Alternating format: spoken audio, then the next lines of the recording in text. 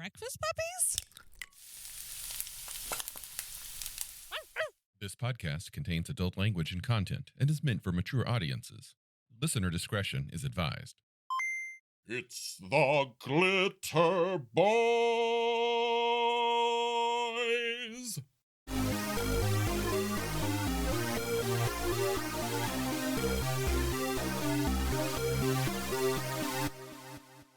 We've heard your cries, we've heard your pleas echoing through the night air, that of all the things in Palladium that you want, that you need, that you crave to hear more of, it's our run through the Rifter series. So here we go with Rifter number 8.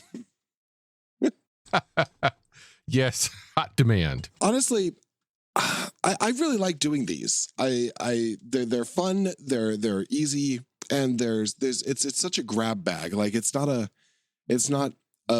world dive. It's not a complete role playing game. It's snippets. It's what Dragon Magazine used to be. It's just such a fun thing. I love these, and I wish they were still doing these. You really hit the nail on the head there. As I was reading this one, I kept thinking back to Dragon Magazine and how much I loved that magazine and how I miss gaming magazines. Like now we have blogs and nothing's in print anymore. It's all digital and, random sporadic articles. And we can follow individual writers, but there's no major publications out there that I am aware of. I miss it. It was holding a dragon was always a delight. Like when you got it in the mail and you little articles in there and the letters from the editor and letters to the editor and the comics and just the weird things you might use in your game. And then of course Dungeon had all the adventures.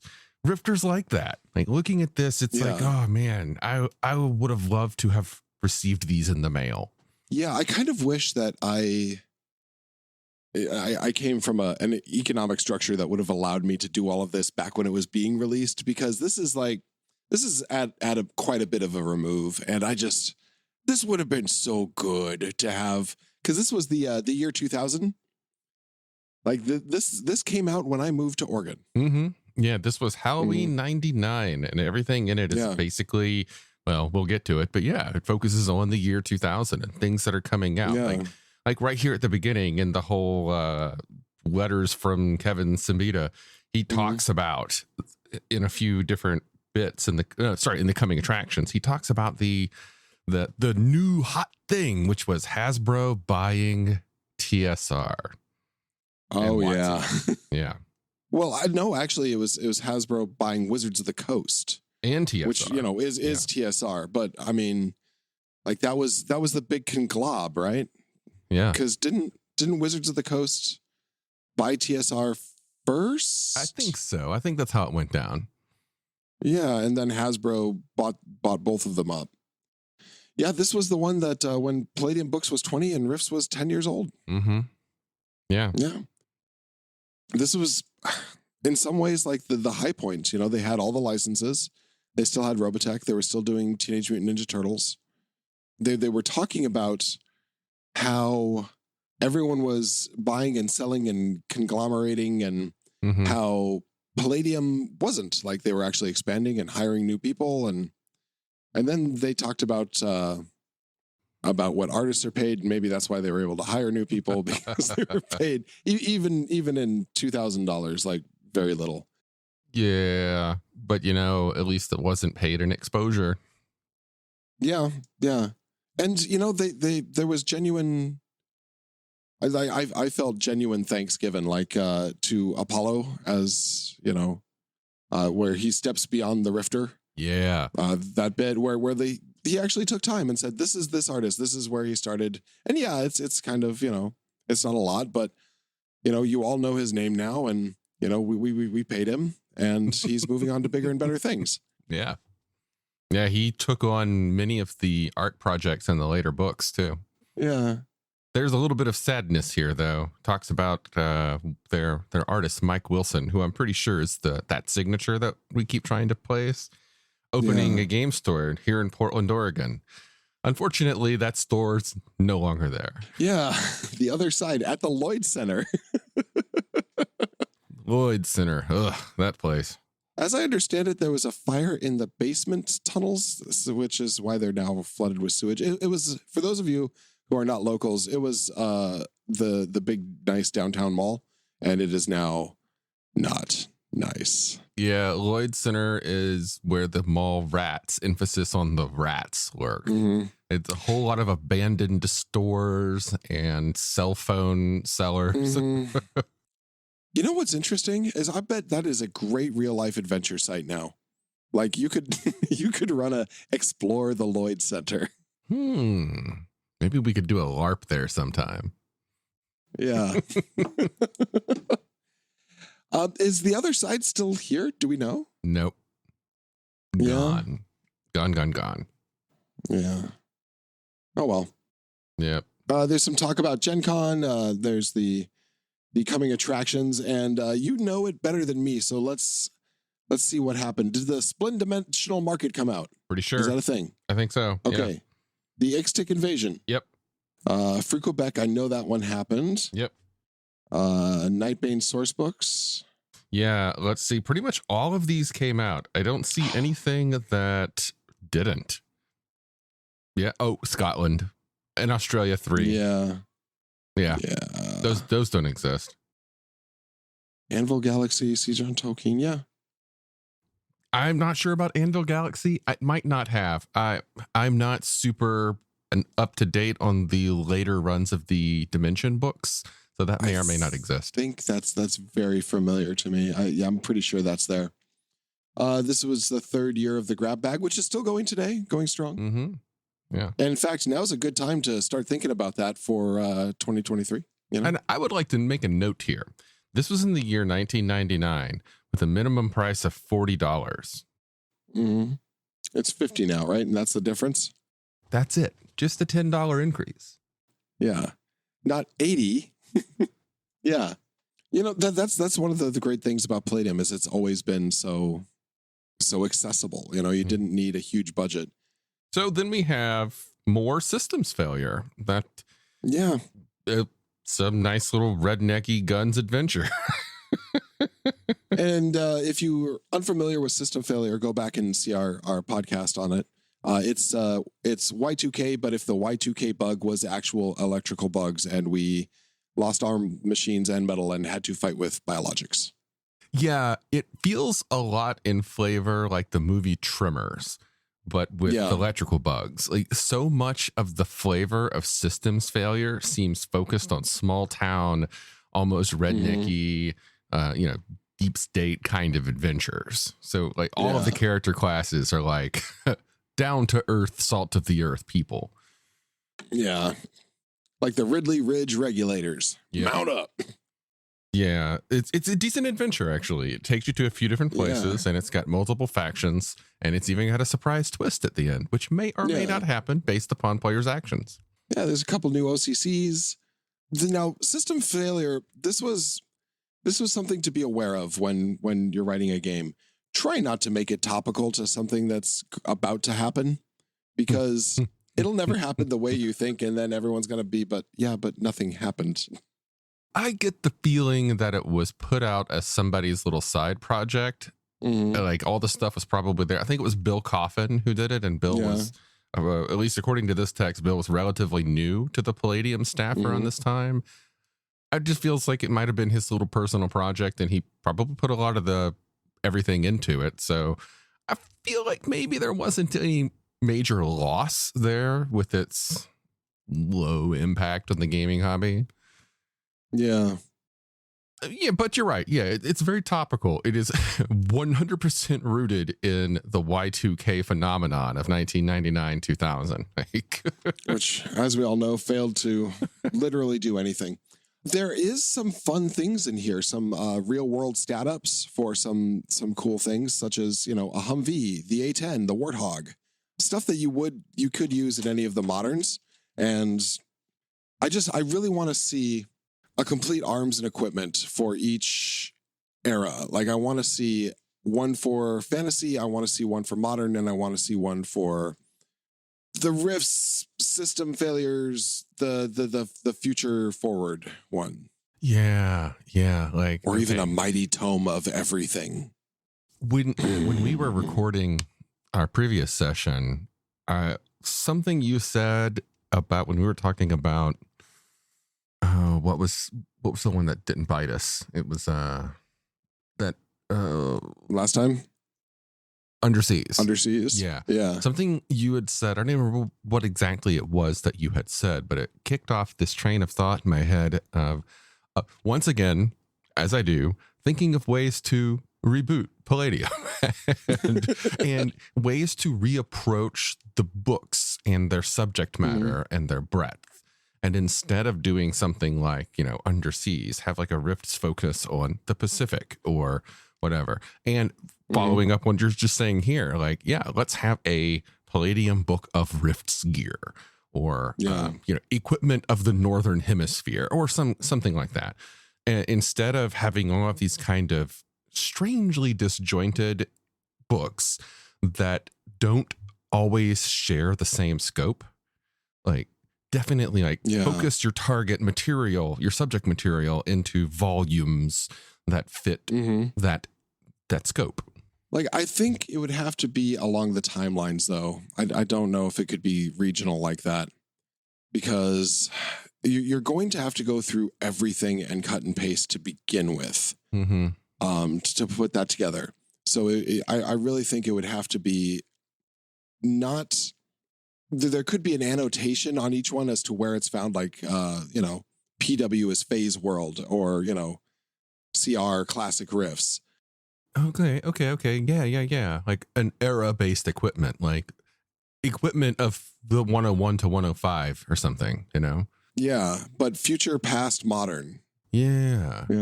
I think that if Palladium could get to a point where they can finally condense and de-wordify their stat blocks and just use like abbreviations or, have a consolidated reference of what specific terms actually mean, that they could just play on those terms instead of reprinting the same just description of ranges or description of effects or whatnot. If they could condense the stat blocks of these vehicles and gear into much smaller things where one suit of power armor doesn't need to take up 6 pages of description, I think that could work. You could have tomes of equipment that could span everything you could think of, from guns to armor to vehicles of an era. And save all the pictures, though. That's one thing I think, like, everything you see, everything that's written in an A&E, an arms and equipment, should have at least a sketch picture. Yeah, even if it's just a quick line drawing of what a shoulder-mounted law looks like, or what a 90 millimeter recoilless rifle looks like. Yeah, and you could even take the pictures as they are now, the vast array of Palladium gear art, and just sort of shrink it down. It doesn't need to be a full page picture. Put it in like a little quarter size or. Yeah. Anyway, that's more forecasting of what if. As we get deeper and deeper into this project that we're doing, I think it's less forecasting of what if and like, so where are we going to impact Palladium when we approach Kevin with a finished product and say, hey, you should do this. Just print this out, okay? Yeah, there's some video games that I play where some people they have huge fan bases, but they have a very cult following kind of stuff, and their UI, while the games themselves are pretty awesome, the UI is atrocious, and you will have fans who are professional graphic designers mock up UIs that you're like, why is this not in place? I'm now tempted to work up a mock-up book of here's how this can be condensed. I was thinking about that too. And here's the thing. I don't want to change any of the formatting of Palladium.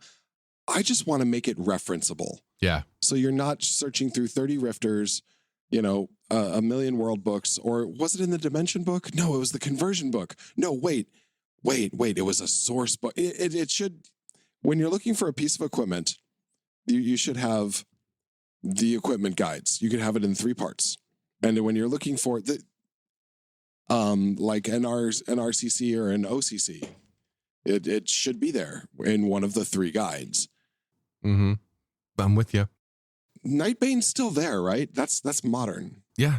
Yeah, it's still there. Yeah. Yeah. Okay, yeah. All right. We'll probably have to cut this, but anyway.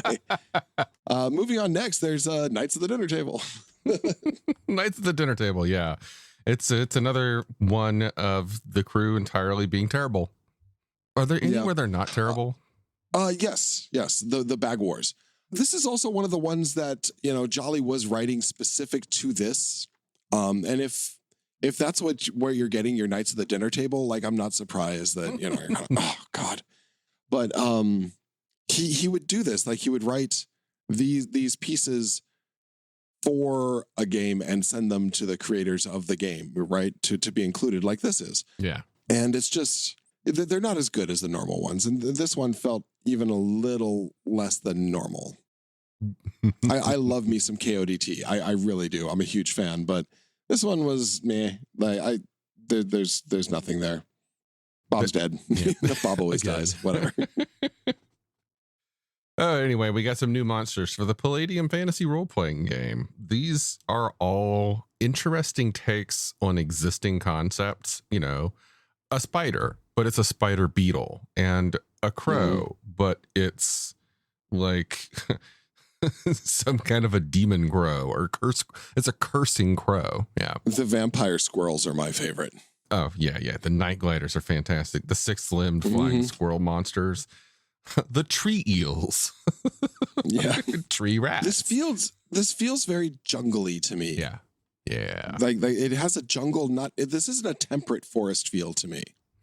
I feel the same, and I think that is further solidified. Okay, we got some cool magic items, and we got some cool plants, and yet more drugs, because Palladium loves drugs, despite saying it's not about drugs. Yeah. But then later on in the book, we have some more fantasy stuff that definitely feels very jungly. Like, they reference several character classes that are in the Yin Sloth Jungles book. So I think that was a running theme here. There's a lot of little things in here, but I would like to see more thought on mighty things, mighty elder things. This was a cairn that was raised 10,000 years ago and worshipped in various ways during all that time. And those energies have seeped into the stones and created sentience. And, that's what this critter is. That's how you make stone golem. I'd like to see more stuff like that, and not, squirrel butt or spider butt. I would like to see the mighty mystic ancients, but that's my own personal preference. And I will admit, I really do like the squirrels, because I've always been suspicious of squirrels, and this feeds into that paranoia.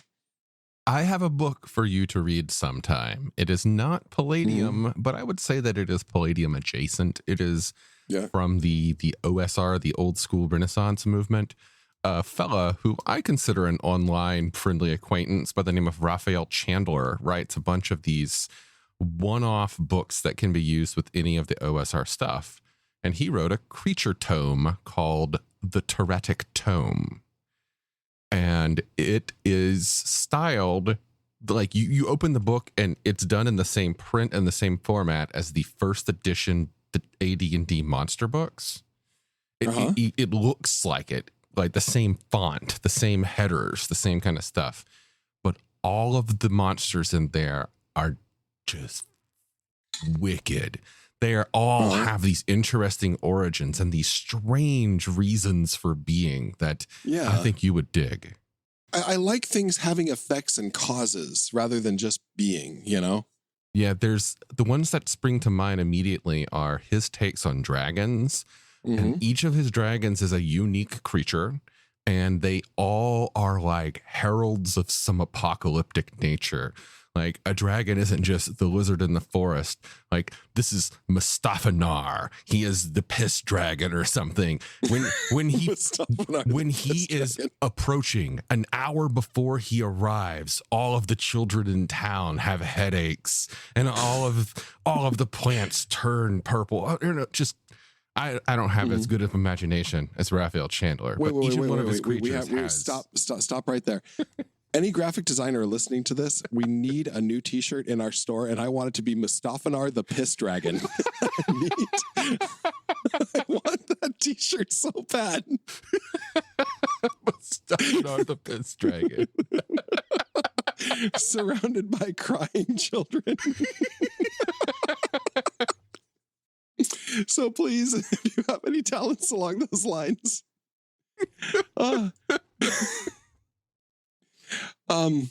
sorry. What you were saying? It's a good book. You should read it. I would love to. It sounds right up my alley. There's some Nightbane stuff next, which is good because Jesus Christ, Nightbane had been around for a while then. Mm-hmm. And now we're 22 years later from when this has been. I am often struck by how long Palladium is, by how long it's been going. Yeah. Yeah. Its longevity and staying power are very noteworthy. Yeah. And one of the things like that when we were talking about earlier that I feel that must be taken care of is like, I don't want to reboot it because that's part of its charm. Yeah. Is that it's never had to do that. I just want to organize it. Same. I don't want to reboot it. I just want to organize it. That's it. I want to keep playing the system. I want it to be fully compatible with everything that's been done so far. I just want to organize and clarify and maybe streamline. I take every single paragraph, reduce it by 70% of its words. They're long-winded. Okay. Yeah. Yeah. We're not doing ourselves any favors. No, we're not. We do love you guys. We really, really do. We're really sorry. Do. We do. We promise. Please don't hate us. Yeah. Okay, we got So Nightbane bats, vampire bats, of a variety. Yep, and they have an interesting story. I love everything about the werebats. I love their little societies. I love the different breeds, the different factions of them. I don't like the Kumangas, the new insect monsters. Yeah. The reason being, Nightbane doesn't need more weird demon threat things from who knows where. You've already got the Nightlands. You've already got the Night Lords. It always feels to me that when they add more bad factions to Nightbane, they're taking away from the core threat and focus that is the main problem, which is the Night Lord's invasion of Earth. Like when you think about it, I actually just rewatched this, the old cartoon. Who was the enemy of Aeon Flux? It was the chairman, wasn't it? Or Trevor Goodchild, like a really first-rate villain. Yeah. Who's the enemy in Rifts? Oh, there's so many. There's so many. Yeah. And it's. I think you need a Moriarty, and I hate to be that formulaic, but that was supposed to be, Archie, and like there's a lot of different levels for this, but I just there's a part of me that feels, and we got into this in our last one a bit, that just feels like it's overload. With Rifts, yeah, it's overload. That said, I got used to it pretty quickly with Rifts. Rifts whole thing is there are rifts and anything good or bad can come through at any time. So there at least there's a thematic reason for it. But with Nightbane's whole premise is the Night Lords are invading Earth. That's the premise of the setting. That's its whole purpose. When you start adding in more other factions are invading too, suddenly it's like, oh. Yeah, it gets confused. Yeah. I'm going to retract that too, because one of the things Palladium is really good at is just saying that this is usable if you want. And especially in the Rifters, like this is all optional. So, you know what? I'm going to take a step back and say, you know what? It's not muddled. It's a variety. It's a smorgasbord, and you can pick what you want. Okay. Yeah. I still don't like these guys. I am wrong. One thing I really did like was right after that though, the Laughing Man RCC. Okay. Yes. That is fucking badass. I want to read a little bit of the text aloud here. Mm-hmm. The Laughing Man is a psychic aberration. Once a psychic healer, the Laughing Man is a psychotic killer out to cleanse the world of evil. The once benign nature of the human is overshadowed by the fact that he or she is now a despicable supernatural predator. Parapsychologists and other psychic investigators theorize that a Laughing Man originates as a psychic healer who attempts to heal a thoroughly evil, usually supernaturally evil, individual. While probing for the affliction or disease, the healer is made to witness the swirling chaos and evil that resides in that victim. Some say the healer is literally driven mad and becomes this vile creature. Ah, God, I love that. Like, yeah. This strikes me in a Cthulhu way. This strikes me in a Mercedes Lackey Herald of Valdemar way, because what you have here is a healer who's establishing a channel to what they're healing, but inside they find this vast darkness, and that vast darkness overcomes the light of the healer and grows and grows and grows, and that's how it becomes birthed onto the planet. It's so good. Like this had a lot of thought in it, and I really like it, and I even like the name because there's nothing about this that I don't like, and James Calder, I believe, came up with this. Yep, James Calder.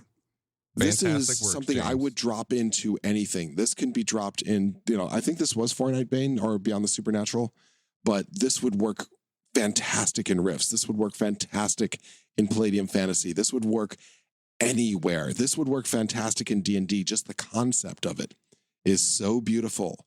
And I love this. I would have bought this magazine for this one RCC. Yeah, this gives me so many wonderful art house horror movie vibes. Mm-hmm. Yeah. Oh, yeah. I'm thinking of Vincent D'Onofrio in The Cell. I forgot about that movie. Mm-hmm. Yes. Yeah. Yes. What I get is Dexter with magic. But Dexter was good. No, Dexter was not good. Well, I mean, he tried to work towards good. Ultimately, this guy is a fucking okay. I can see it. Yeah. This would be a Dexter more driven by the dark passenger. Yeah. Love it. If you haven't, this is something you should put your eyes on. If you enjoy more than just punch meat monsters over and over and over again, this is something that would greatly enrich a campaign. Hands down, 100% approval here. You do it, make it, and then tell us about it. And I don't want to denigrate punch meat. Punch meat has its place. It's a lot of fun. Yeah. But so after that, we have the continuing saga of the Machinations of Doom graphic novel, worked by Ramon Perez and Colleen Lexalt. Mr. Perez his art is like Kevin Long is your art. And I love Kevin Long's art, but Ramon Perez is my vision of Rifts. And the Machinations of Doom, this graphic novel is fantastic, and I want more of this. Yeah. I own the graphic novel, and it's long enough to tell an interesting story and really, really, really immerse you in the world, while at the same time leave you just craving more. Yeah, I've always loved clean lines and shadow work. It's like I like that when Frank Miller does it. I like it when anyone does it. Mm-hmm. Who's the two guys? Ben Temple-Smith and what's his name? I've never really been good at associating comic artists' names with their work and what their role in that work is. But I know Temple-Smith, I remember his name from some of the Dead Space comics and the 30 Days of Night comics. Those comics also had very similar, good, solid lines, set blacks. Like the blacks are really, really evocative blacks in just the right places to fill the picture. I imagine, though, in the day of way back in the days of inks and toners, that those just made people crazy. It's like, okay, well, that's going to be a page that costs $5 more than the normal, or 5 times more than the normal page. Yeah. But man, it just gives you so much more. Then you get adventures. Mm-hmm. There's one that's Eastern or Russian themed. Yeah, both the monks and the demon quellers, I believe, are from Rift Japan, which is going to be the next world book we do. And this is a few years after that, of course. But I think that they mention Russia and they mention China, but there's clearly a heavy focus on the Japanese classes here. Yeah. Then there's a Americana vampire one. Yeah. Okay. This is the text in here about the American vampire is actually a prelude to a book that would come out afterward, a Rift's World book called Arsno. A lot of this is reprinted in Arsno. It makes its way into its own book. Blood Priest. Yeah. There's Fort Tombstone, which is a vampire occupied city. And then the Blood Priest. One of them that really got me was the Abandoned Vampire. So the description of the Abandoned Vampire basically being a secondary vampire whose vampire higher up intelligence, like all the way up the chain, said, no, not anymore. And just sucked the vampire powers out of them while still leaving them the crazy person that they are. It's the pathos of the half elf, but yeah. It's man. So the vampires are the fallen, but it's a fallen. Yeah. It's like you got nobody. Like you are the last for dodgeball. Like nobody has chosen you. And it's so weird. Like Palladium is the only setting where I like vampires. I don't like vampires in other things. I couldn't stand World of Darkness vampires and this is so tragic. Oh God, this whole warring factions things. Palladium's vampires. I know that Vampire the Masquerade was all supposed to be all about how the vampires were true monsters and that whole fight between monsters and humanity. But really all it was is about politicking. It was never played that way. Palladium's vampires are fucking monsters. Monsters. And there's so many different variants of that monster that try to make you feel bad for it. But in the end, you're like, you're still just a fucking monster. Yeah. Have you ever, a tangent here. Have you ever seen If the Emperor Had a Text-to-Speech Device on YouTube? I'm by sorry. Alpha Busa. Say those again. If the Emperor Had a Text-to-Speech Device. I've never heard of this. Okay, it's a fan Warhammer 40K thing. And it's fantastic. Like it's brilliant. And when fucking they did their latest bullshit and all the fans got scared and stopped producing content, that was the first thing to go. And we were all very sad. It was a big deal. Fuck Games Workshop. Yeah, but they did something. They approached World of Darkness and said, hey, look what we've built. Can we use your stuff? And they said, oh my God, yes, please take anything you want to do it. And they have produced this amazing show called Hunter, the Parenting. And it's about vampire hunters. And I'm going to take this opportunity to plug it here on the podcast. And you yourself personally, there's only like 7 episodes now. NPC, dude, you gotta watch this. Funny. You will love it. You will pee yourself with howls of laughter. Okay, okay, web series comedy level, how does it laugh-wise compare to, say, like Helsing Abridged? I don't know. I haven't seen it. There's too much out there, man. Okay. All right. I'll trade you, though. If you watch mine, show me yours, I'll show you mine. Like, let's do this shit. All right.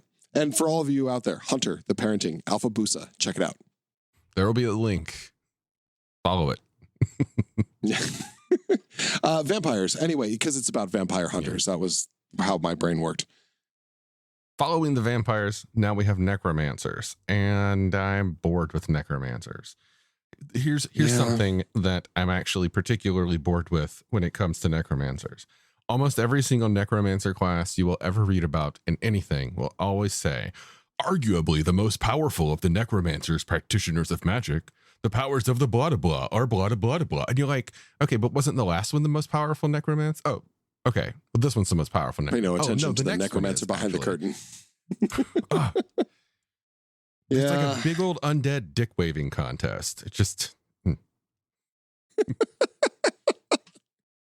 So when they gather around the magic circle, that's probably what they're doing under the robes, right? Is how far does the robe stick out?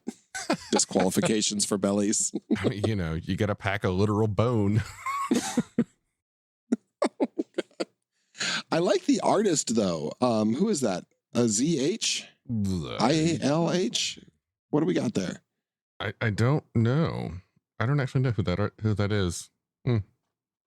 It's a Z. I'm gonna skip back to the beginning real fast here and see, because I really like their work. That is, hell, there's no one in there with a Z. Okay, fantastic. They're gonna make it easy. It's not Bray. It's not Perez. It's not Johnson. Beers. Opala. Fuck, I don't know, man. I don't know. Damn it. Well, I will say that the Deathwalker I actually like, but I like it because it's one of the few necromancers in Palladium that actually has an army of the dead. And from my understanding, that's what a necromancer should be. They should just command an army of the dead, right? Classic. Yeah. Also, I think Warborn was the first use of that word before it was used in D&D. Warborn. Where is it used in D&D? It was what they were calling the Warforged before they were like, oh fuck. Oh, huh. Yeah. The sentient robot golem peoples. Yeah, well, these are robot necromancers. Yeah. Yep. Also, yep. I don't like the picture. I don't like what it is, but I love the name War Baby. You know? That is a pretty fuckety picture. Yeah. It's another. Why did they give them the penis head? Yep. I never understood. Yep.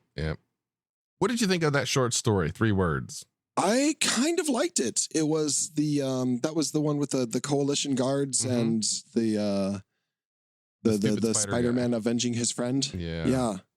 I really liked it actually. It was sad. It had good pathos. I liked it a lot. I got a bit of emotions. Yeah. Yep. It's like he had a friend and they killed my friend. Yeah. This is the kind of fiction that I like the most. This, slice of something happening in the world kind of stuff. I love it. Yeah. It's not heroes out there shooting up bad guys. It's not a whole bunch of laser guns and robots. It's just something happening somewhere that you might not actually think about what goes on in a coalition prison kind of thing. Yeah. Yeah. It's like, haha, I got another one for you, Warden. Chuck it in, and that's the end of that story, right? No, that's not the end of that story. Yeah. And then we have stories, continuations of Hammer of the Forge and Siege Against Tolkien. Yeah. They just keep going. I'm embarrassed to say that I haven't read these. I'm going to kind of wait till they end, and then I'm going to sit down and read them all. That's what I've actually been doing myself, too. I'm not reading them. I'm waiting until the end, and then want to give them their own focus as a whole. Yeah, because I think, and that's what we should do here, is that we should actually read the stories, and then we'll discuss it on the show. Like, I'm content with skipping till then. Yeah, we could make it part of the book club. Yeah. Oh, yeah, we were doing that, weren't we? Yeah, we were doing that. We should do that. That's about the end of it. It ends on the stories. And there we have Rifter number 8. The Rifters are getting better. We're at 8 now. And I feel like there's fluff. There's always going to be fluff. But I feel like in each one for the past couple, I have seen something that was truly next level. Mm-hmm. And I really like where it's going. Yeah. There's some really fantastic content coming up too. Like I like the stuff that's in here for the most part.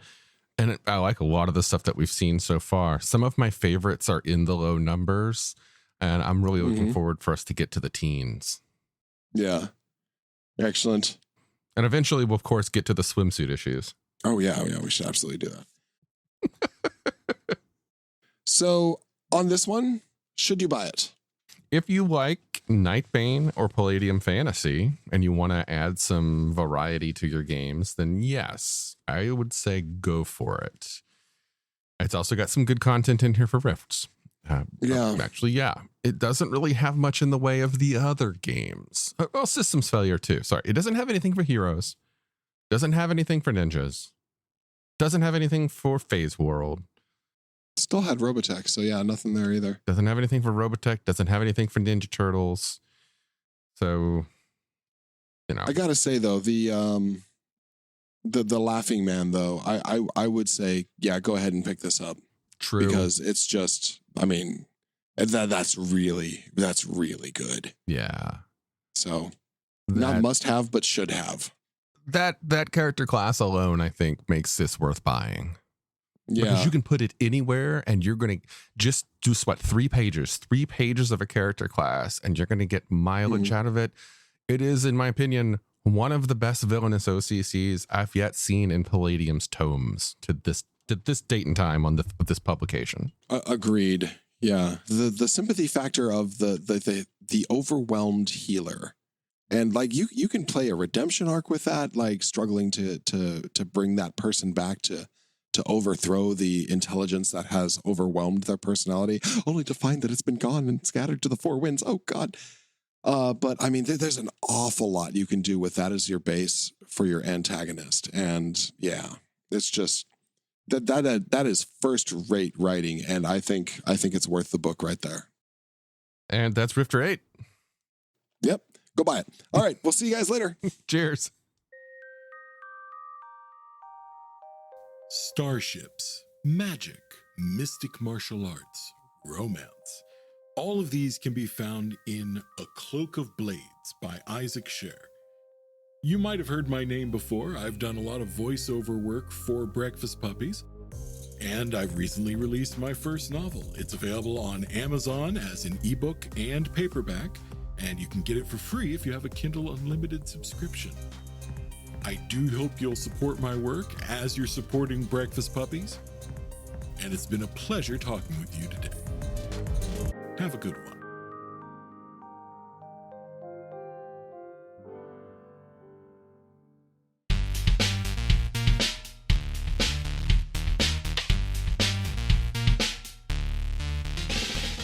You've been listening to The Glitterbois, a Palladium Books fan podcast.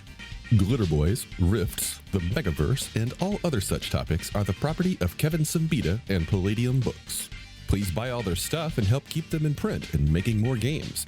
You can order directly at palladiumbooks.com, and their entire catalog is available digitally at Drive-Thru RPG as well. Our opening music is 8-Bit Bass and Lead by Furby Guy from freesound.org. This closing music is Caravana by Philip Gross, available at freemusicarchive.org. All sound effects used are self-made or acquired via Creative Commons 0 license. If you like what you have heard, find us on Twitter and Facebook as The Glitterbois. That's BOIS. And check us out online at breakfastpuppies.com/glitterbois. And also join us on the Breakfast Puppies Network Discord at breakfastpuppies.com/discord. And if you want to help us out, please spread the word and help us build a community. Thanks again for listening. We'll catch you next time.